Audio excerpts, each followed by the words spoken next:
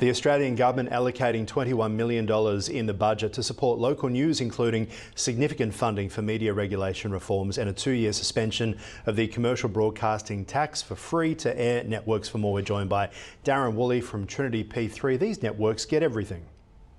Well, look, I think, Aaron, this is a sign by the government that they're understanding the commercial pressure that the broadcasters are under. You know, those licenses were worth a fortune 10 years, 20, 30 years ago. But today, you know, there's so much competition from the digital platforms that the value of those are perhaps not what they should be. And rather than scrapping them completely, they're just postponing the payments or deleting the payments for a few years to see what happens. I think that's largely what we're seeing here. I'm going to take it in a different angle, actually. I think it's because if they were to scrap them completely, they would be saying that the networks now have no advantage over the streamers. And that's what the whole point has been. It's been a walled garden, having your own free-to-air network. If the government says it's not worth anything anymore, that would impact the valuation of the networks and the licenses that they hold, surely. But I think that's the point. If they keep charging for something that intrinsically doesn't have value, you just have to see the share prices. Maybe not so much for but Seven West Media, the radio networks, they're all taking a battering on the share market because investors are not seeing the value there. And yes, you're right.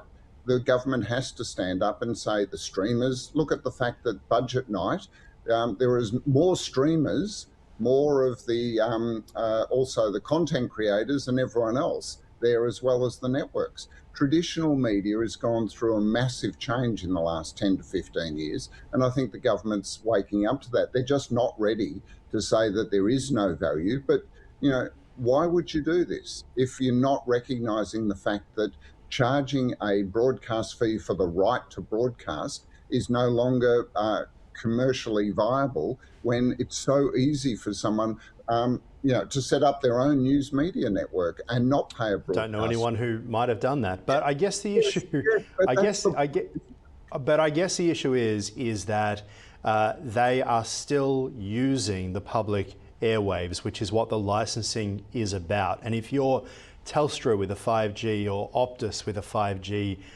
you have to pay. So the networks, do you think they will eventually head in the direction that we're starting to see in other countries like Germany, where it's a switch off of the terrestrial signal and a reliance on digital?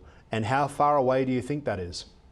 Well, see, the other thing is you're overlooking the fact that digital technology has made that bandwidth for broadcasting incredibly broad, to the point that we have a lot now of licenses out there for community groups, for ethnic groups. You know, there's lots of different licenses, particularly again in the audio band, but also in TV. Look at the number of channels now. You know, I remember as a child, you had 4 stations. Now I've got 100 stations because it's not as limited as we make out.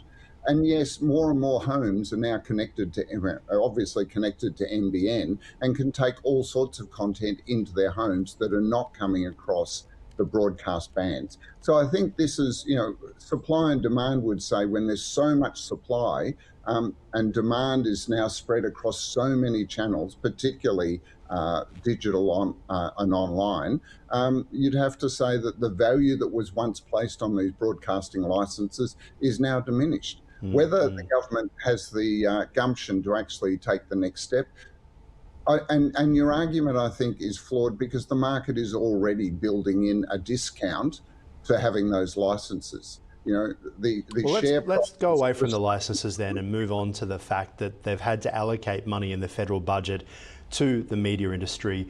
Is the media industry, the old-fashioned license aspect of the industry, now becoming a bit like the old car industry in Australia that was on life support for such a long time? It was reliant on government funding to keep going. Okay, so now we're talking about something slightly different. And I know this may be subtle for some people, but we're talking about news media and the role that news plays rather than just broadcasting.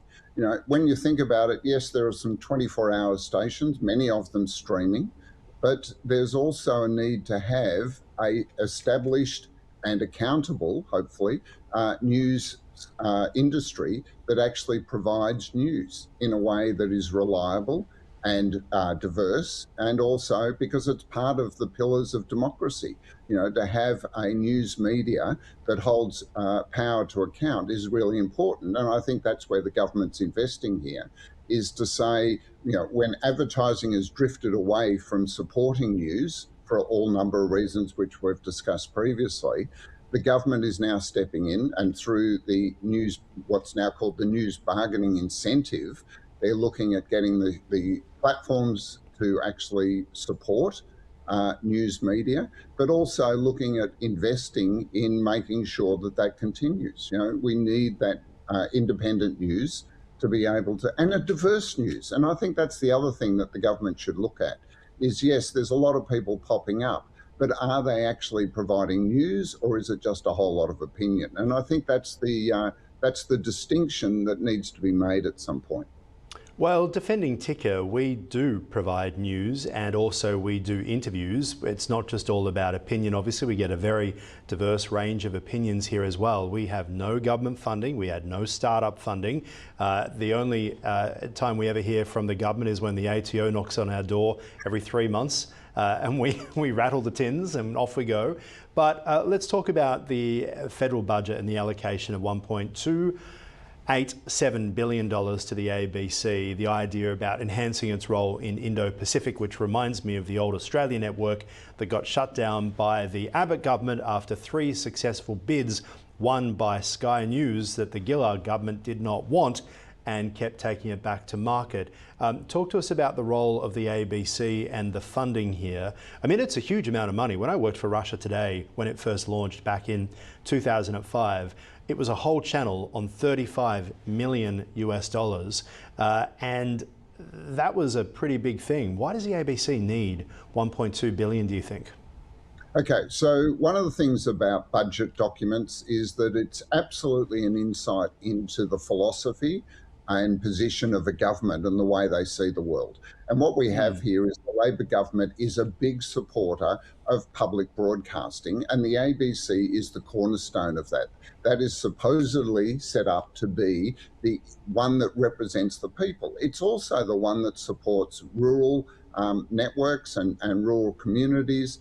It's got a huge responsibility. And yes, it's expanded. They tried with the Australian network, but they're expanding again to playing a role because politically, the Oceania area, the Southeast Asia, is an area that is being influenced increasingly by superpowers like China and the US, and Australia has an important role. That was always a threat. When the government kind of pulled the money back, it was essentially the DFAT that was giving the money to the ABC. And when that money, I think it was about $250 million, was cancelled by the Abbott government, the threat was the soft power then goes towards China, who then takes over, and instead of it being an English language Australian network that locals in the Pacific Islands are watching, it becomes Chinese and Chinese content there as well, that being the big threat there.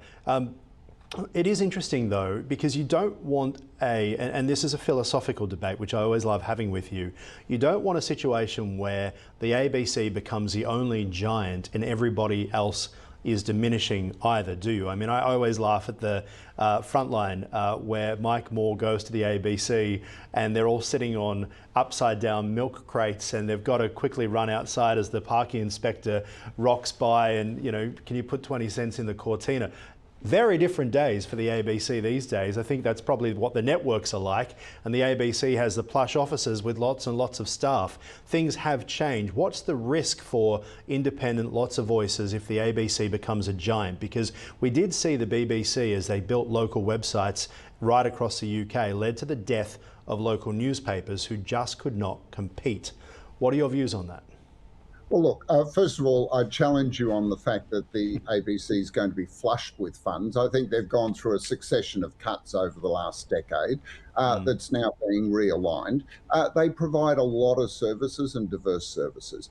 Do I think that it's going to threaten the opportunity for streamers like TICKER to be able to compete? No, I don't, because I think that they bring a particular viewpoint, a view of the world, perhaps they would say, try and say balanced under their charter, but in actual fact, they do bring pretty much a mainstream government perspective to the media.